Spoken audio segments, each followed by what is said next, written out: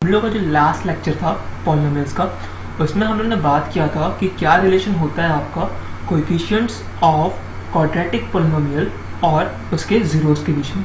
ठीक है, तो इस लेक्चर में हम लोग बात करेंगे कि जो रिलेशन रहेगा आपका क्यूबिक पॉलिनोमियल और उनके जीरोस के बीच का। ठीक है, तो सबसे पहले हम लोग देख लेते हैं कि हम लोग का जो जनरल इक्वेशन है क्यूबिक पॉलिनोमियल का वो क्या है। ठीक है, जैसे कि हम लोग जानते हैं कि जो आपका क्यूबिक पॉलिनोमियल होता है उसका जनरल इक्वेशन होता है आपका ax³ plus bx² plus cx plus d। ठीक है, और इसका हाईएस्ट डिग्री 3 है, इसलिए मैक्सिमम इसके 3 जीरोस एग्जिस्ट करेंगे। ठीक है, तो मान लेते हैं हम लोग कि इसके जो 3 जीरोस है वो है आपके अल्फा, बीटा और गामा। ठीक है, तो फैक्टर थ्योरम के हिसाब से इसके जो 3 जीरोस है इनको हम लोग लिख सकते हैं x minus alpha, x minus beta और x माइनस गामा के टर्म्स में, क्योंकि यहाँ पर जो आपका कंप्लीट पॉलिनोमियल है वो इन टर्म्स ऑफ x है। ठीक है, अब इसके बाद हम लोग जानते हैं कि जो क्यूबिक पॉलिनोमियल है उसके जो है मैक्सिमम 3 ही जीरोस हो सकते हैं। ठीक है, क्योंकि इसका जो हाईएस्ट डिग्री होता है वो 3 का होता है। अब हम लोग इसके हिसाब से जो रिलेशन है आपका क्यूबिक पॉलिनोमियल और जो कोएफिशिएंट्स रहेंगे इस क्यूबिक पॉलिनोमियल के और जो जीरोस है इनके जो रिलेशन है वो कैसे आया और इसके फॉर्मूलेस कैसे बने हम लोग वो देख लेते हैं। ठीक है, तो सबसे पहले हम लोग जो है हम लोग का जो क्यूबिक पॉलिनोमियल है f of x is equal to हम लोग लिख सकते हैं k times x minus alpha, x minus beta, x minus gamma, क्योंकि ये तीनों क्या है आपके उस क्यूबिक पॉलिनोमियल के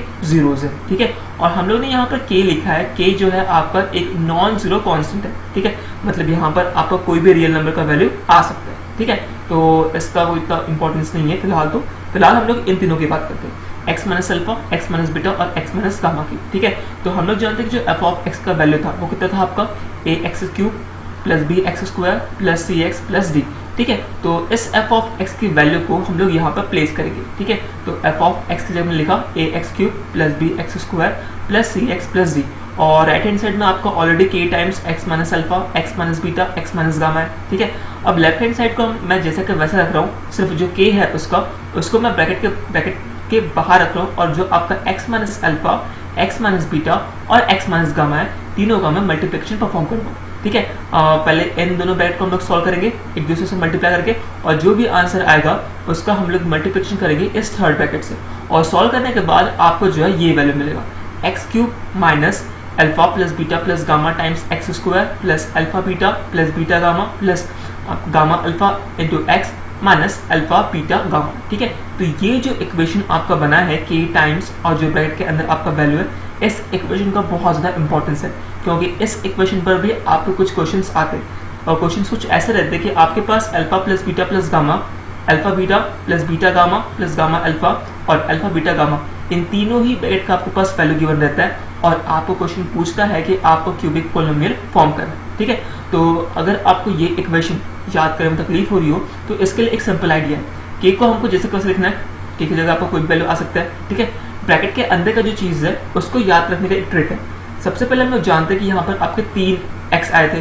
ठीक है, तो ऑब्वियसली यहाँ पर एक x³ आएगा। ठीक है, और हम लोग क्यूबिक पॉलिनोमियल की बात कर रहे हैं इसलिए x³ तो आना ही है। ठीक है, अब उसके बाद नेक्स्ट हम लोग जानते हैं कि x³ के बाद नेक्स्ट क्या आएगा आपका x²। ठीक है, क्योंकि यहाँ पर डिग्री क्या हो रही है आपकी रिड्यूस हो रही है। x² के बाद और छोटा क्या आएगा आपका x, और x के बाद लास्ट में क्या जाएगा आपका x का पावर 0 मतलब 1। ठीक है, अब सबसे पहले यहाँ पर x³ के आगे प्लस था, तो ऑब्वियसली जो सेकंड रहेगा माइनस रहेगा। ठीक है, प्लस फिर माइनस फिर प्लस और फिर माइनस। ठीक है, अब x³ आपको ऑलरेडी पता था कि x³ यहाँ पर आना ही है क्योंकि ये क्यूबिक पॉलिनोमियल है। उसके बाद हम लोग जो x² है इसके साइड में लिखेंगे alpha plus beta plus gamma bracket के अंदर में। ठीक है, अब फर्स्ट थिंग यह होगी, इसके बाद नेक्स्ट हम लोग लिखेंगे alpha beta plus beta gamma plus gamma alpha, और लास्ट में हम लोग लिख देंगे अल्फा बीटा और गामा। ठीक है, तो इस टाइप से आप ये जो इक्वेशन है इसको आप याद रख सकते हो।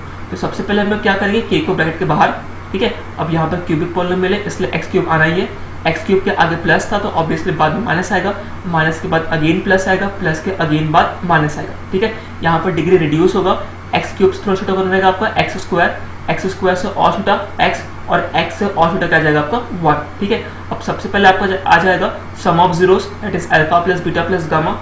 उसके बाद नेक्स्ट आएगा आपका sum of product of zeros taking 2 zeros at the same time, मतलब alpha beta plus beta gamma plus gamma alpha, और लास्ट में आ जाएगा आपका product of zeros that is alpha beta और गामा। ठीक है, अब इसके बाद हम लोग क्या करेंगे, इस के का अंदर मल्टीप्लाई कर देंगे। ठीक है, के का जब आप अंदर मल्टीप्लाई करेंगे तो क्या बनेगा आपका के एक्स क्यूब माइनस के times alpha plus beta plus gamma into के एक्स स्क्वायर प्लस यहाँ पर अगेन आपका के आ जाएगा alpha beta plus beta gamma plus gamma alpha into x और माइनस के टाइम्स अल्फा बीटा और गामा। ठीक है, अब हम लोग लेफ्ट हैंड साइड और राइट हैंड साइड की जो सेम डिग्री वाले टर्म्स है उनको हम लोग इक्वेट कर देंगे। ठीक है, तो इधर एक्स क्यूब है, इधर भी आपका एक्स क्यूब है, दोनों को अगर हम लोग इक्वेट कर देंगे तो ए का वैल्यू कितना जाएगा आपका के आ जाएगा। ठीक है, सिमिलरली जो बी का वैल्यू है वो कितना आ जाएगा आपका माइनस के alpha plus beta plus gamma. Similarly जो सी है इसका वैल्यू कितना जाएगा आपका के times alpha beta plus beta gamma plus gamma alpha. और जो आपका डी है उसका वैल्यू कितना हो जाएगा आपका माइनस के टाइम्स अल्फा बीटा और गामा। ठीक है, तो हम लोग को वैल्यूज चाहिए sum of zeros, sum of product of zeros taking two zeros at the same time और लास्ट में आपका प्रोडक्ट ऑफ जीरोस, मतलब मुझे इनकी वैल्यूज चाहिए। तो अगर मैं alpha plus beta plus gamma इसकी वैल्यू निकालता हूँ तो क्या आ जाएगा बी अपॉन माइनस के। ठीक है, क्योंकि जो माइनस के यहाँ मल्टीप्लाई में है इक्वल टू के इधर है तो क्या बन जाएगा आपका जो मल्टीप्लाई में जो माइनस के है इक्वल टू के इधर में आएगा क्या बन जाएगा आपका डिवाइड। ठीक है, तो alpha plus beta plus gamma की जगह हम लोग क्या लिख सकते हैं माइनस बी अपॉन के और के का वैल्यू कितना आपका ए। ठीक है, तो जो सम ऑफ जीरो है उसका वैल्यू कितना आ गया माइनस बी अपॉन ए। सिमिलरली जब आप alpha beta plus gamma alpha के वैल्यू निकालोगे कितना जाएगा आपका सी अपॉन के और के का वैल्यू कितना है आपका ए, इसीलिए इसका वैल्यू कितना जाएगा आपका सी अपॉन ए। और सिमिलरली जब आप अल्फा बीटा और गामा इन तीनों के प्रोडक्ट का वैल्यू निकालोगे कितना बन जाएगा आपका डी अपॉन ए, क्योंकि जो के रहेगा वो अगेन उसके कौन आ जाएगा आपका ए आ जाएगा। ठीक है, तो इस टाइप से सम ऑफ जीरोस का वैल्यू आ जाएगा आपका माइनस बी अपॉन ए। उसके बाद sum of product of zeros taking two zeros at the same time इसका वैल्यू आ जाएगा आपका सी अपॉन ए और प्रोडक्ट ऑफ जीरोस इसका वैल्यू कितना जाएगा आपका माइनस डी अपॉन ए। ठीक है, तो इसी को हम लोग अगर हम लोग इन टर्म्स ऑफ कोएफिशिएंट लिखते हैं इन रिलेशन को तो क्या बन जाएगा आपका सम ऑफ जीरोस, मतलब b जो है वो है आपका एक्स स्क्वायर का कोएफिशिएंट और a जो है आपका एक्स क्यूब का कोएफिशिएंट। ठीक है, तो ये आ जाएगा minus of coefficient of x square upon coefficient of x cube.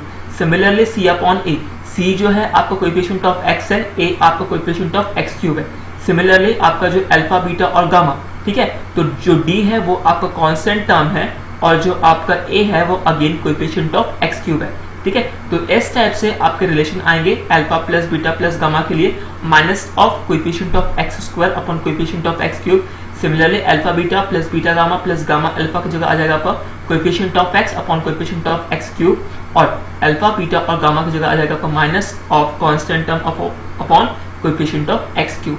तो अगर आपको इतना सारा, ठीक है, याद रखने की जरूरत नहीं है आपको, अगर आप सिंपली इन फॉर्मूलेस को याद रख सकते हो तो ठीक है। अगर आपको फॉर्मूलेस एग्जाम में याद नहीं आ रहे तो उस टाइम पे आप जो है इस रिलेशन के हेल्प से तुरंत ही फॉर्मूलेस को डिराइव कर सकते हो। ठीक है।